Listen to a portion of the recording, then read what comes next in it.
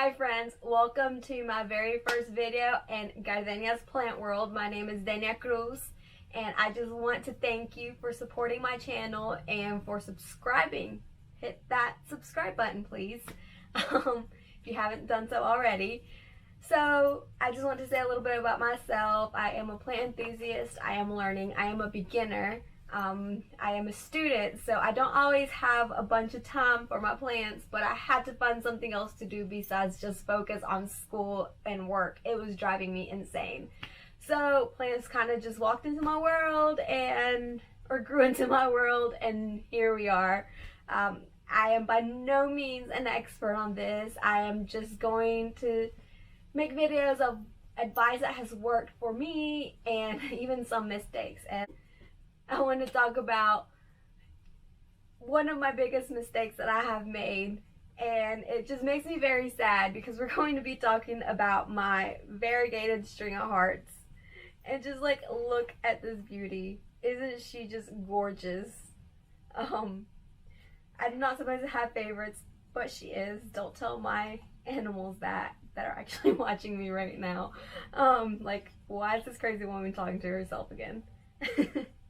Well, anyway, so I got this variegated string of hearts maybe 2-3 weeks ago, and I got her off of a Facebook purge on one of my plant groups. The girl was very honest with me. It had mealy bugs, not spider mites. It had mealy bugs and that's the reason she was giving it away. She had pretty much just eradicated all of them, but she was kind of just tired of messing with it. So when I got her, her soil was drenched from her giving her the alcohol bath and soaking her through. And then I was worried about her and kept on spraying her with more peroxide and alcohol mix. And I think that was my biggest mistake. The soil just constantly stayed wet. And I am paying for that mistake actually on Valentine's Day, how ironically, my variegated string of hearts decided to start wilting. So I was playing with my plants, and all of a sudden I noticed this, and I noticed a couple of leaves were starting to get shriveled up and just super soft. So I went and checked the roots or the soil, and the soil was still really soaking wet, and I had already not watered it for a couple of weeks. And I think the reason being was because of the way my macrame basket that I had it in, the knot started in the pot, so that knot retained a lot of the water. Well, anyway, I go and inspected, leaves are soft. I checked close to the tuber, and thankfully it was just one of the tuber. The stems on the vines were starting to shrivel close to the tuber. So I'm thinking it was starting to get root rot, or just that one stem was rotting from being in the water or in the soggy soil for so long. Actually, it wasn't even soggy soil, it was just damp. So that tells you about how little water these need. Anyway, I'm gonna put this down. So I was looking at it, noticed the stems, went into a panic immediately because we see our plants dying. They're our babies. We start to feel like, oh my god, what did I do wrong? And that's exactly what I did. I immediately cut the vine off, and looking back at it, cutting the vine off the tuber was the best I could have done. It wasn't gonna get better from there. So if you do notice that, just go ahead and take the vine off, just sacrifice it. I repotted the entire plant into a shallow pot, into this very shallow pot. It's a 4-inch, nothing big. 4-inch. And I repotted her. I'm actually still paying the price for the overwatering because the leaves are still super soft.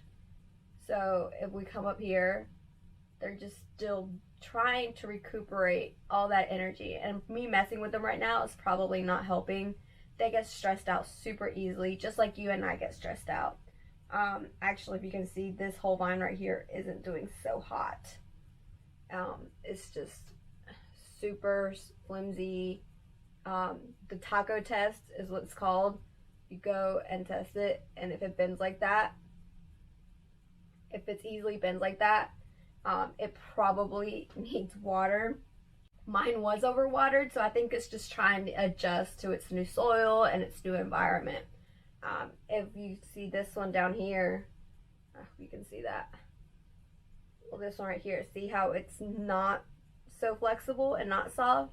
That one is older growth, and that one, those two leaves are the ones that are keeping me from watering this more, because that means if this mature growth down here doesn't need water, then the rest of it doesn't either. This plant is very drought resistant, which is what makes me think that I was overwatering it. But anyway, yeah, just I gotta stop messing with it. But speaking of messing with it, I've been messing with it so much that look, one of the little tuber thingies came out. So if you can see, that's the tuber, that's what it grows out of. I can probably just repot this, but the growth on this is also not super flimsy. Let's see if I can get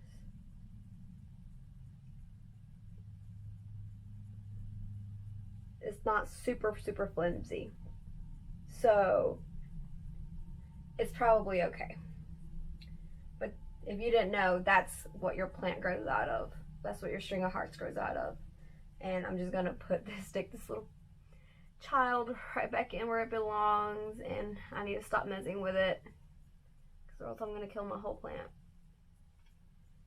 Anyway, so as I'm doing this and trying to remember what I did, I panicked, went into panic mode, and immediately cut them using cut the little nodes using the butterfly method, which essentially is you go between these, each leaf is a butterfly, and just cut at each node. So I went to panic and cut them up, and yes, the vine was about, actually it was two vines, one was about this long. If you see, it has got little tiny baby leaves, baby growth. So the one I cut off, the leaves were bigger, and then I cut off another one about this size. So yes, I almost cried. My boyfriend came in here and he was like, "What's wrong? Are you okay?" Because I'm in here like, "Oh my god." Yeah. But anyway, don't do that. Don't get so invested in your plants where you start to freak out like that, because then it makes you make mistakes. So looking back at it, the vine was long enough for me to just take off a couple of leaves from the bottom and stick the entire stem into some sphagnum moss. The bottom of the stem, stick in some sphagnum moss and propagate it like that, and it would have developed root tubers there. But instead I panicked and went and chose the butterfly method after doing more research. This is after I cut all of the little leaves off, or the little butterflies off. I did research, and it said that the butterfly method only has about a 70-30, 60-40% rate of success. I'm an engineer. I'm not a huge fan of those numbers. I like being between the 80-90% success rate. Preferably 100% success rate, even though that's sometimes impossible, unless we're talking about golden pothos, but that's another video entirely. Anyway, I went and cut them up butterfly method, and I'm gonna go ahead and show you what that is. And this all happened this past Sunday, so hopefully me disturbing these babies isn't gonna affect it anymore. So this is the butterfly method. Essentially, you go cut between the stems and get that node right there. That's the important part right here, this little node, and you just stick it in the dirt, and you got to make sure the node is touching the dirt so that you got to make sure the node is touching the dirt so it's not struggling so hard to make roots. Preferably you want the node in the dirt. So I have it in this little shallow tray. It's actually a takeout container I collect from my local sushi place. It's just this. So I made a hydro dome with it, essentially. And I'm actually starting to see a little bit of progress with these, and it's only been a week. So I didn't show you with the one I pulled out, but some of these are like super flimsy. Oop, dropped one. Anyway, so some of these, I'll just show you with this one since it fell out already. Oh, this one's actually, is it growing roots? This one's actually starting to grow roots, and I've only had them in here for like a week. I don't know if you can see it, but I'm so excited right now. I'm hoping you can see it.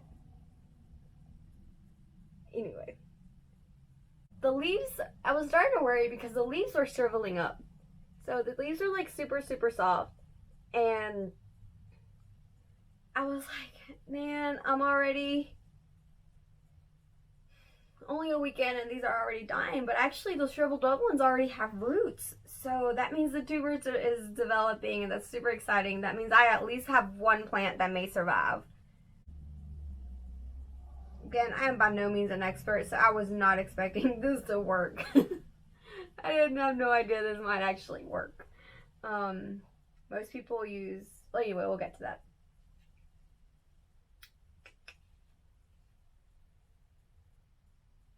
Alright, I think it'll be fine. Let's see. So this is just a takeout container, and I just stuck them in the soil. Cover my face so it focuses.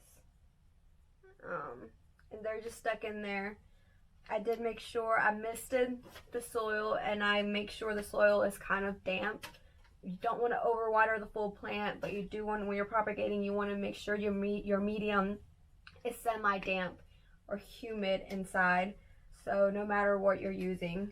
And then with this method, I cut the lid, cut holes in the lid, and just little tiny slits over here to make sure the plant can breathe, because you don't want it to get so waterlogged in there that it can't breathe. It is still a succulent type plant. Anyway, so that was one method I did. The second method we're going to talk about is sphagnum moss. So I haven't opened these since I put them in here. I actually got this little cute container on a Facebook purge on Valentine's Day Eve on Saturday. So I went to pick it up on Valentine's Day Eve, and then I went to pick it up on Valentine's Day, and then the catastrophe of the vine happened Sunday night. But anyway, let's open these. So these, they're also under a grow light. Oopsie. Okay. These are also under a grow light, and they're under a whole lot more humidity. So these leaves are starting to shrivel up. I'm actually not seeing any roots on them. So the other one in the soil, they were shriveling up, but they were starting to develop tubers. And shriveling up sometimes is good, because that just means it's getting new growth. Or at least when you're propagating, that just means that it's starting to develop a root. So again, these are also shriveling. I see a little thing right there, but I don't know if that's a root. Nope, just something stuck on it. Oh, wait. This one, nope, not yet. So these aren't developing anything yet.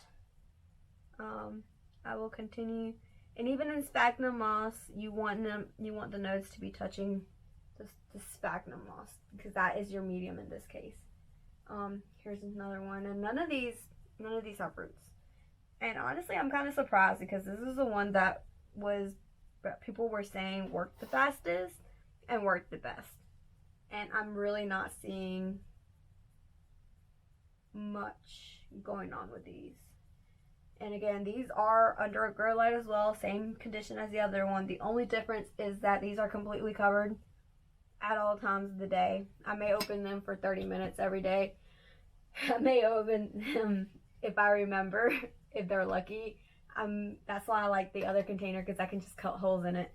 This one, if they're lucky, I'll remember to open it up every other day for 30 minutes. But the point with these is that you don't want to mess with the environment they're in. You want to create that greenhouse effect. But once you open the lid and close it, open and close it, you're messing with that environment. So technically, theoretically, this one, I don't know. There's just so much controversy on that, so much talk.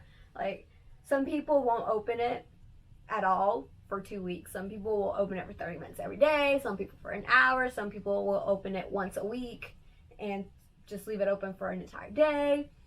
I think this is just really trial and error and what works for you. So I probably will not remember every single day to open it up, and I'm pretty sure that soil method with container, this soil method with a container will work a whole lot more better than this one. But yeah, and I did, like I said, I started freaking out about this one a day or so ago, because, well, I mean, like I said, the leaves are starting to get soft and wrinkly. But then I remembered that I switched their environment and their life out completely. I had to put them in a different pot. And they just couldn't stay in the other one. The other, for starters, the nursery pot they were in was a nursery pot, which is plastic, and you don't want these kinds of plants in plastic. They will retain the moisture a lot more and will cause you a lot more root rot. I should have switched it over immediately, but I think these are gonna be fine. The new growth on here is super sturdy. It's just this one vine that really worries me, the longer one. Well, the longer ones, these two. I don't want to lose another vine, but I feel fairly confident that if something happens, I know how to propagate these now. So one last thing I want to talk about is just care for these, and I'll make another video going in depth of this if there is enough interest. And of course, I'll update you on my propagation experiment. Hopefully they work. Like I said, it looks like it's starting to work. They love bright light. I have mine right under the grow light, and the girl prior to me had hers in a south facing window. Mine is under a grow light because these windows right now have not been getting a lot of light.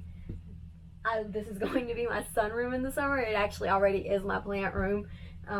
It's going to be great in the summer, but right now it's just the weather here has been miserable. Sorry, as I'm looking at it, there's some more new growth in this one. Anyway, so the weather has just been miserable here in North Carolina. If you're from North Carolina, you know we're under a flood/winter storm advisory. Our weather is crazy, so I keep the grow lights to have some sort of light for them. Like I said, these love to be under there. That's how they get this super nice pink and white hue to them. That's how they get all the new growth. So that's for the light. As far as water, again, don't overwater them. Underwater them. They are drought resistant. These are native to South Africa, so they will go a very, very long time without being watered. Then I water mine once this whole mess is over. I will probably water mine about every 3 weeks, 2 to 3 weeks in the winter, and in the summer probably every 2 weeks. But mostly because it's in a terracotta pot and because it is so shallow and it is under a grow light, the water will evaporate or disappear a lot faster, will dry up a lot faster because of those conditions. I do have all of my succulent type plants and succulents in terracotta pots for that reason. It helps with overwatering. Again, I should have done that from the beginning, and maybe we could have avoided this whole mess. But anyway, as far as let's see, we've done light, we've done water. I think those are the biggest issues. I've also noticed that they do like to be wrapped up around here, so when don't have them out like this showing them off, they are wrapped and coiled around the pot, and that'll help it. I really don't know why that helps. They just seem to like it, so I do it. But yeah, so that has been it for me for today. Thank you so much for watching, and I will continue making these videos as I learn, and I will share my knowledge with you, and you will share your knowledge with me, because I am still learning. All of this is basically one big experiment. I started collecting because I wanted my house to have some plants and have some natural color, and then all of a sudden I'm like, oh, I love plants. Let's bring more in. So this is one huge experiment for me, and so far I've been doing pretty good. As you can see behind me, all of my plants have survived. These aren't all my plants, but the ones here have survived. And So yeah, don't forget to subscribe and share my videos so I can get more followers and I can share more information with you guys, and turn on those notifications to get a notification for my next upload. Thank you for watching. Have a good day.